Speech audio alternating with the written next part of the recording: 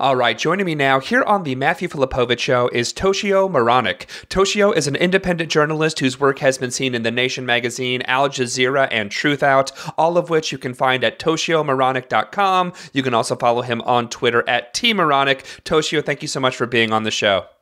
Thanks for having me.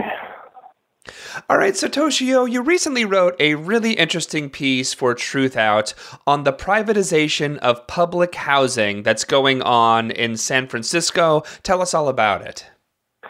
Okay, so basically no one in the country denies that our public housing system is broken, and there's something like $24 billion in repairs that are needed in public housing around the country.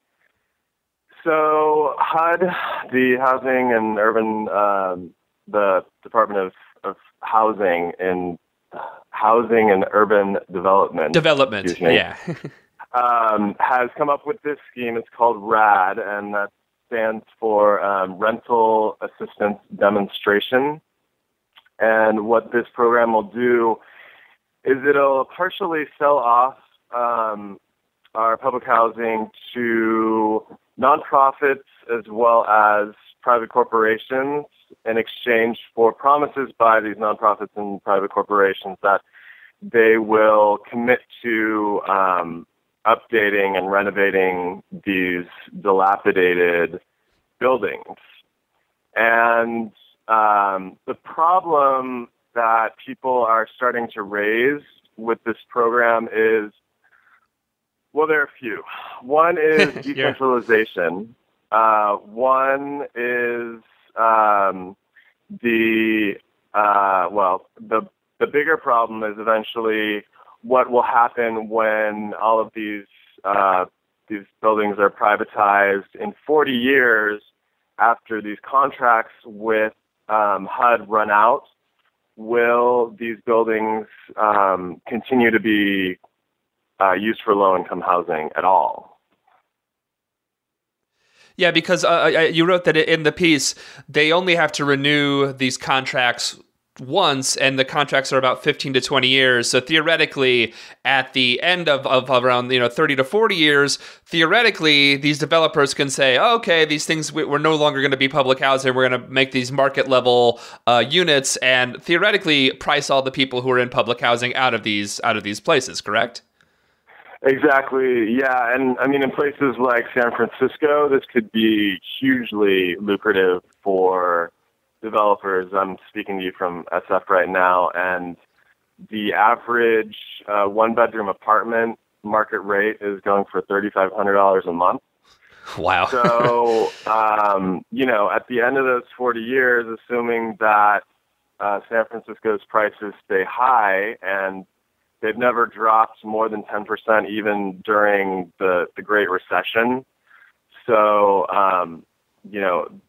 developers are basically playing the long game, and in 40 years, we're going to come out of the other side of this and have this really lucrative land available to them.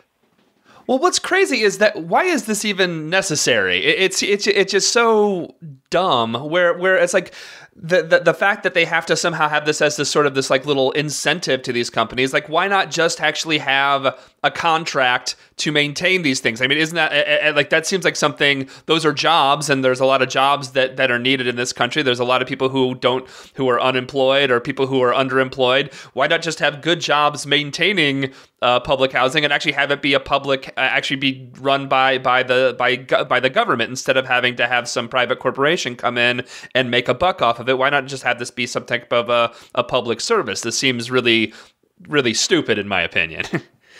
Yeah, I agree. I think that a lot of the people who are working on this issue would agree with you as well.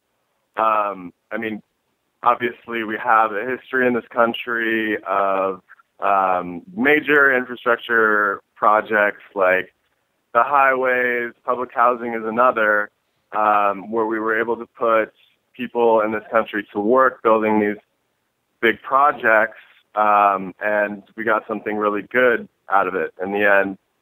And I think that in the case of public housing, we could, totally use another model and look at what happened after the Great Depression, which was public housing became kind of, it had a lot of political capital at the time.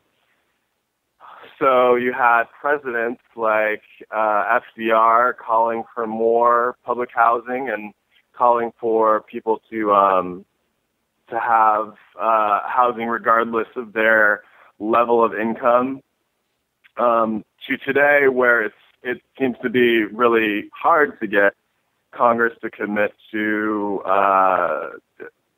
allotting any money for new public housing. And in fact, in the last 2 decades, there's been no new construction of public housing. Yeah, I mean, the history of the idea of housing as a human right is really, really interesting. And it's very tragic how far we've fallen. So, the fact that doesn't seem like, at least in the national political landscape, that's certainly not something that's even mentioned anymore. Or if it is, it's saying you can't. It's not a human right. It's actually the opposite of that the government doesn't guarantee that type of thing. I actually want to dig into something that you talk about in the article. In the article, you actually talk about the history of the Fillmore district in San Francisco and how public housing actually changed that entire region. Tell us about that. Mm-hmm. So during the 50s, the local developers saw a potentially lucrative project in redeveloping the Fillmore district, which was then a largely African-American section of the city. It really, a lot of people who have written about the subject say that it really didn't actually need redevelopment. The Fillmore was fine, but these developers saw the potential to use local funds to basically build new buildings where there were buildings already that were perfectly fine, these old Victorian houses that you see in San Francisco, in favor of more modern buildings. And so starting in the 1960s, San Francisco seized thousands of homes using eminent domain, and eventually 17,000 people were displaced. James Baldwin, the writer, eventually said that urban renewal means Negro removal because of what was happening in San Francisco with these people being forcibly taken out of their homes in the name of improving the neighborhood, which, of course, it led to the Fillmore today is, largely white and Asian section of the city, and the city itself has lost about 70% of its black population since 1970.